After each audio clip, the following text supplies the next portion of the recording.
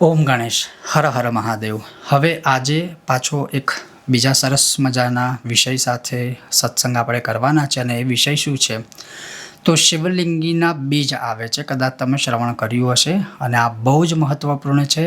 આપણા વૈદિક પદ્ધતિ અનુસાર આયુર્વેદ પ્રમાણે દવા તરીકે કહો, પ્રાર્થના તરીકે કહો, શિવજીને પ્રસન્ન કરવા માટે કહો, ગમે તે રીતે બહુ જ મહત્ત્વપૂર્ણ વિષયને સત્સંગ છે. હવે એનો પ્રયોગ તમે ક્યાં ક્યાં કરી શકો ને કેવી રીતે કરી શકો ને એમાં અત્યારે ખાસ શ્રાવણ મહિનો ચાલી રહ્યો છે, બહુ કામમાં લાગશે. જો તમને આજનો આ સત્સંગ ગમે તો લાઇક કરજો, શેર કરજો અને ચેનલ પર નવા હોય તો સબસ્ક્રાઈબ કરીને ઘંટીનું ચિહ્ન દબાવજો. તો ચાલો સત્સંગ શરૂ કરીએ. તો શિવલિંગીના બીજ આવે છે, તમે સાંભળ્યું હશે અથવા જોયા હશે. હવે આ શિવલિંગીના બીજનો સૌથી પહેલો પ્રયોગ, જે લોકોના મેડિકલ રિપોર્ટ્સ બધા નોર્મલ આવતા હોય છતાંય બાળક ના થાય, સંતાન ના થાય, એમના માટે આ વરદાન છે, એટલું યાદ રાખજો. છતાં હું કહીશ કે તમે કોઈની સલાહ સૂચન લઈને આનો પ્રયોગ કરજો. આવું મારે કહેવું જ પડે અને તમે એ રીતે કરી શકો છો. આની કોઈ સાઈડ ઇફેક્ટ નથી, આયુર્વેદિક વસ્તુ છે અને આયુર્વેદની બધી જ દવાઓમાં સંતાન પ્રાપ્તિમાં આ વપરાય જ છે, આ શિવલિંગીના બીજ. તો આનો પ્રયોગ તમે કેવી રીતે કરી શકો કે માસિક ધર્મ પછી, એટલે માસિકના 5 દિવસ પૂરા થઈ જાય એના પછી ગાય માતાના દૂધમાં 2-5 દાણા આ શિવલિંગીના બીજ નાખી થોડું દૂધ ને આ શિવલિંગીના બીજ છે એ રોજ સવારે પીવાનું.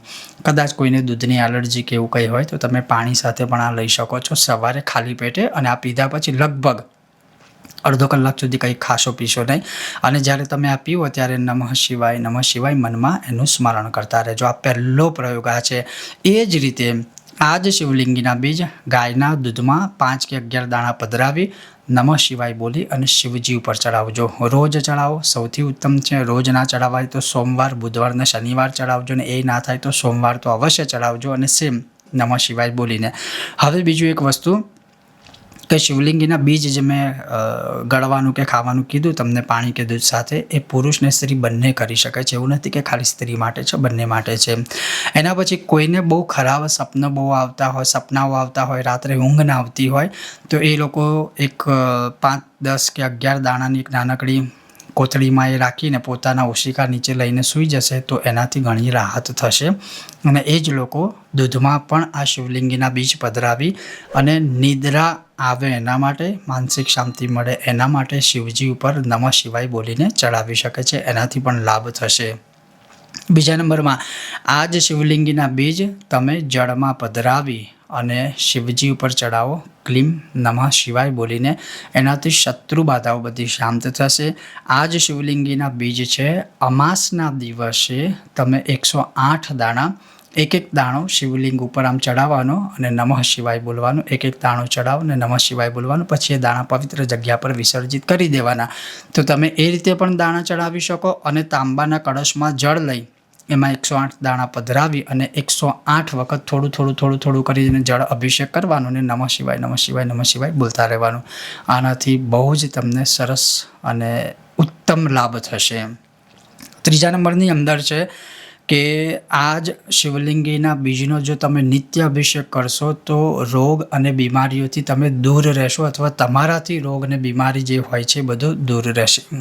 તો આ રીતે આ શિવલિંગીના બીજ છે, એનું નામ જ છે શિવલિંગીના બીજ, એટલે એનો આકાર પણ તમને શિવલિંગ જેવો દેખાશે.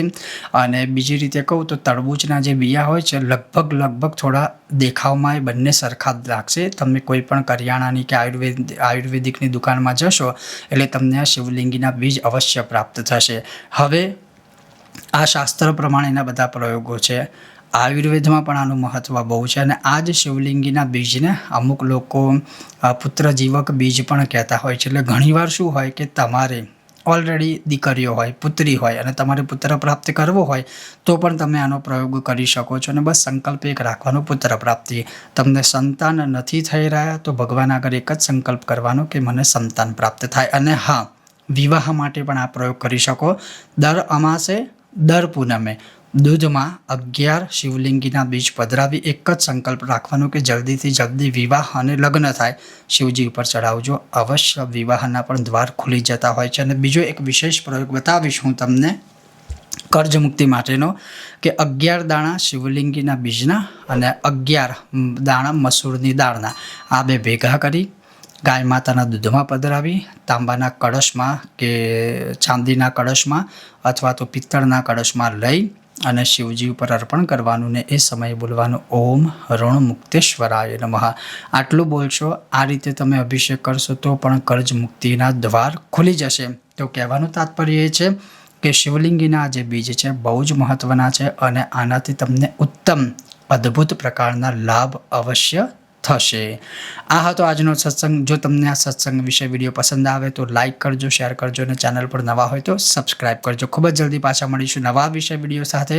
ત્યાં સુધી તમે જોતા રહો. ચાલો સત્સંગ કરીએ મારી સાથે. ઓમ ગણેશ, હર હર મહાદેવ.